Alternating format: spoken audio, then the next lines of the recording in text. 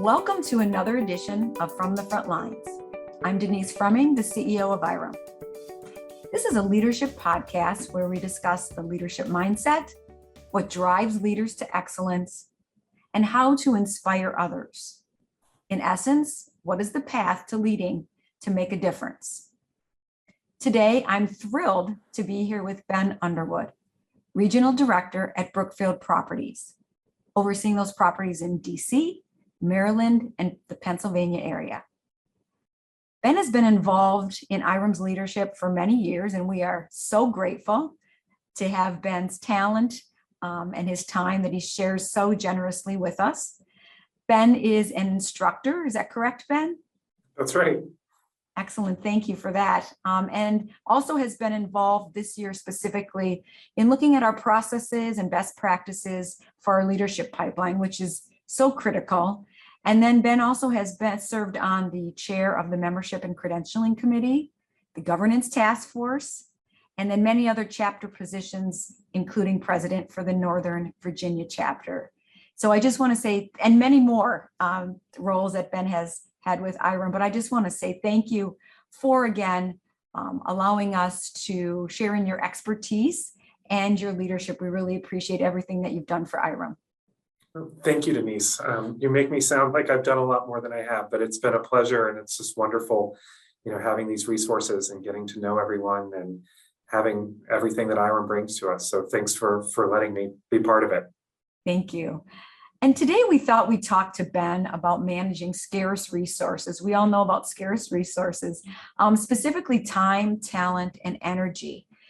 And I would say you probably could all agree that what's been top of mind for many of you real estate managers and other professionals over the past several years is really, how do we manage all these changes and then the resources that we have, that time, talent, and energy. And probably what distinguishes an excellent company from an average company is attracting that right talent, so important, and then cultivating that talent and directing the energy. That's really a competitive advantage for a lot of companies. And it's something that has, with the pandemic, has really come forward and is on all of our minds these days and probably keeps a lot of us up at night. So Ben, I know that this has been, top of mind for you and definitely in your leadership position. You've been focused on this. So what are some changes that you've been implementing or you're looking at implementing to kind of address this issue and to focus more intently on this? Yeah, I think, there's been a lot, certainly lots of change and lots of different dynamics to work through with folks. But, I think it's been really important for us in the apartment business in ways maybe that it doesn't impact other businesses. But, my teams have been on site pretty much throughout the entire pandemic. And, as residents have been working from home, I think they've actually been interacting with folks more than they would have in a quote unquote normal environment. And so, I think for us as a company, just really trying to focus on what we can do to make the job that we ask them to do more streamlined and easy, taking kind of busy work out of their way so that they have time to focus on what they need to focus on. Certainly from a recruiting standpoint or a finding talent standpoint, things have become even tougher than they were, maybe a year ago or less than that ago, just because, for the folks that do want employment, it's just really hard to fill these site level positions and, just find people that are willing to come to work and, are positive about it. And, that can also deal with the pace that everyone's having to work at today. It's been really, really tough. It is such a pace. And are you looking at, just curious, automation? Because you had mentioned that, taking that busy work out and allowing individuals to do maybe more face-to-face or work that they enjoy. Are you finding that automation is helping you to do that?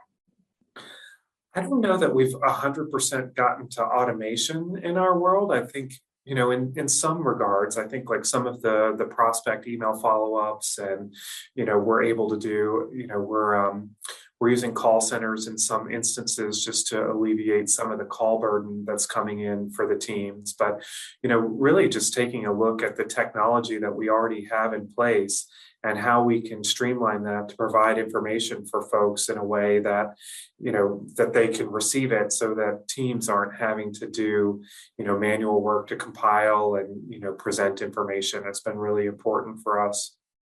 Mm-hmm.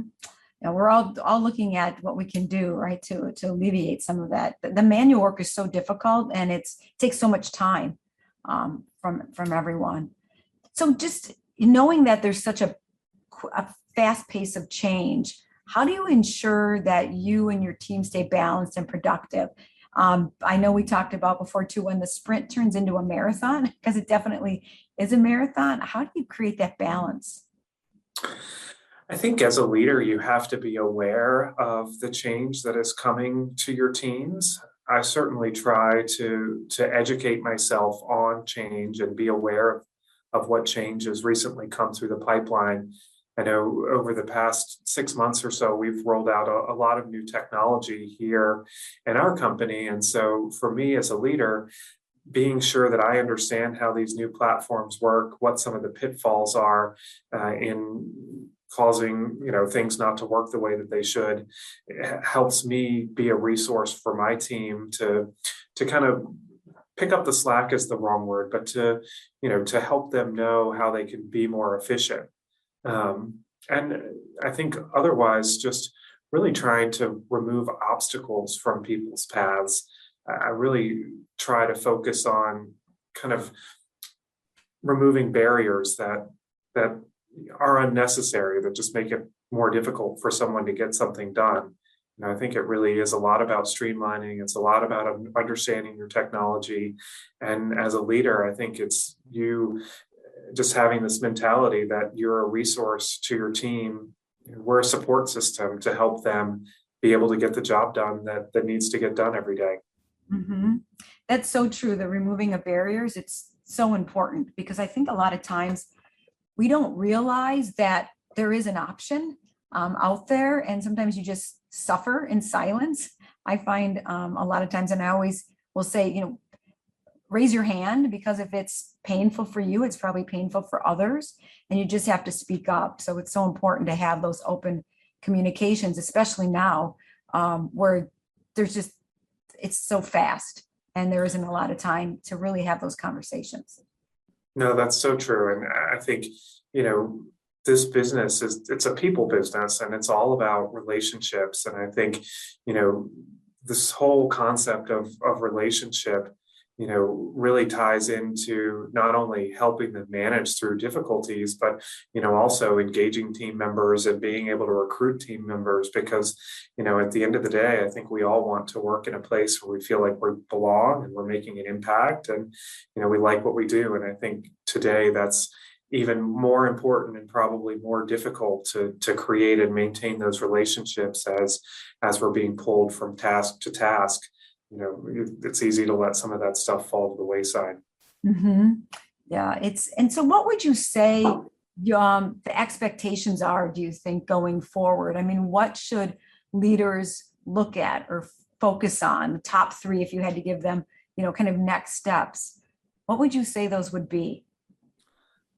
Really kind of evaluating where your strengths are in your teams, and figuring out what you can do to really make sure those people are engaged, and make sure that they, are happy and enjoying what they do, and, also feel like they have a path forward, with some growth and that sort of thing.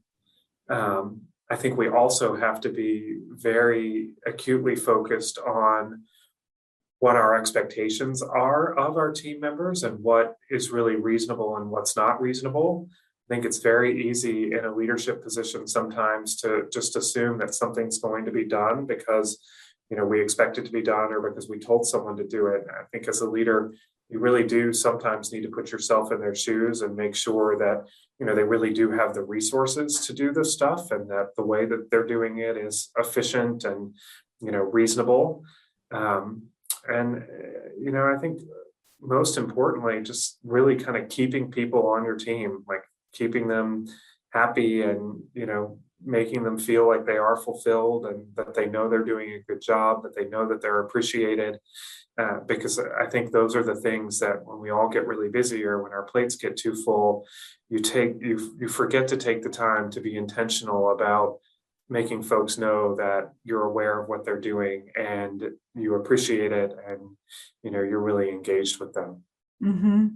It does take time, doesn't it? And I think sometimes when you get in that pace and you just keep churning, you have to remind yourself how important it is to take a step back and take time to kind of have that feedback loop, as you talked about, and to have appreciation, because you can't say it enough, honestly, to thank people and really acknowledge what each other's doing. We all like that. And it's just when you get that feedback, you just feel so much better. And it almost gives you fuel to keep on going for the next day.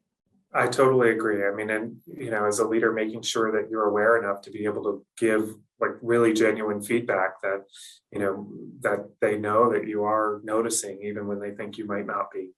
Mm-hmm.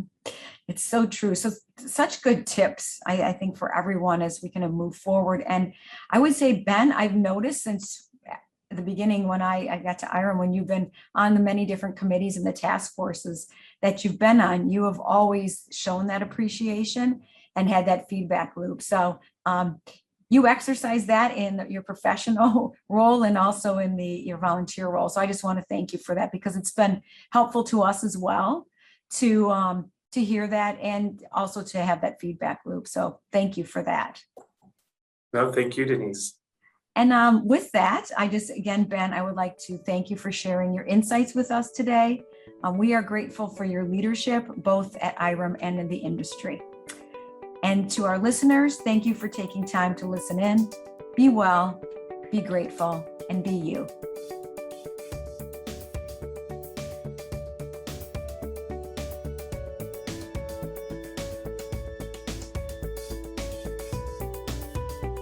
Visit irem.org for more knowledge to take on real estate management's most dynamic challenges. That's www.irem.org.